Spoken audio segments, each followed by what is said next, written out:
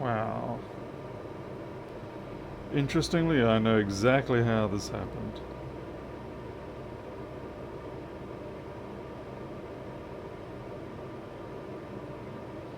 That there is a piece of fiberglass pen, and that is exactly why I don't use fiberglass pens anymore.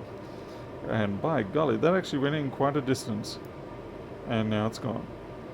Hopefully I didn't inhale that.